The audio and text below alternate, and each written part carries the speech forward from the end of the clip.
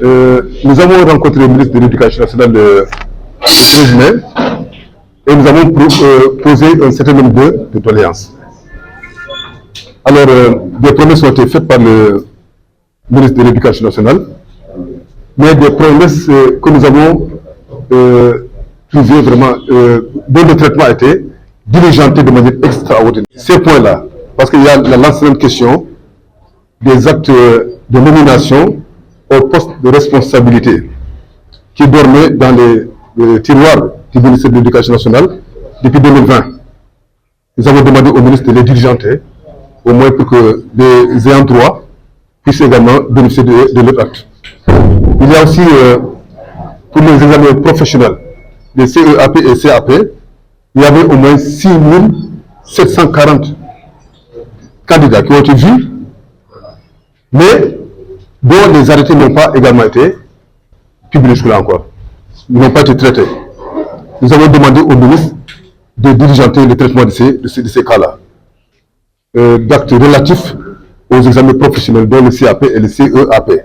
Mais nous avons, si on prend le cas des CEAP et CAP réunis, il y a sur les 6740, il y a au moins 4030 traités, donc soit un taux de traitement de 70%. Sur le cas des heures de surcharge pour les chargés de cours, sur 2337 cas, il y a au moins 1000 cas qui ont été réglés. En ce qui concerne également, pour les chargés de cours, c'est 115, il y a 100 qui sont traités. Pour ce qui concerne les décisions de nomination à des postes de responsabilité, au moins, il y a 1000 cas traités sur au moins 2337 cas. Ce qui est vraiment en 2 semaines de promesses, une prouesse extraordinaire. Et nous nous en réjouissons, c'est pourquoi d'ailleurs, effectivement, il faut le dire, honnêtement, quand on voit également cette dynamique-là, cette volonté affichée, politiquement parlant, de venir donc de manière propre et diligente aux préoccupations que nous avons posées, je crois que nous avons la conscience, il faut quand même le dire clairement devant tout le monde, mais également pour les encourager à faire davantage. C'est pourquoi nous en venons à cela. Faire davantage, c'est aujourd'hui une question qui est préoccupante, qui nous concerne, qui est une priorité pour le G20.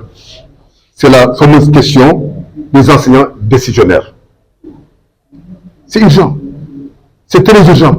Et nous croyons que nous en faisons un appel solennel à son excellence, le président Bassirou Diomaye Diakhar Faye, pour qu'il prenne une décision politique forte. Parce que seules des décisions politiques fortes peuvent également régler dans l'urgence cette question-là, qui continue encore à créer encore cette injustice que vivent également nos collègues décisionnaires.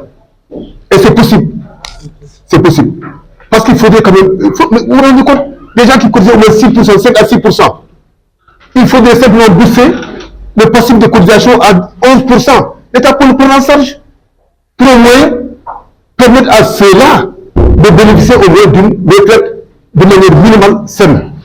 Là, l'abrogation ou la révision de du décret 74-347 du 12 avril 1974 est fondamentale pour permettre à tous ceux-là qu'on appelle décisionnaires de pouvoir voyager avec leur enseignant. Un autre problème, et un problème très urgent, nous allons vers le mouvement national pour le 4 prochain.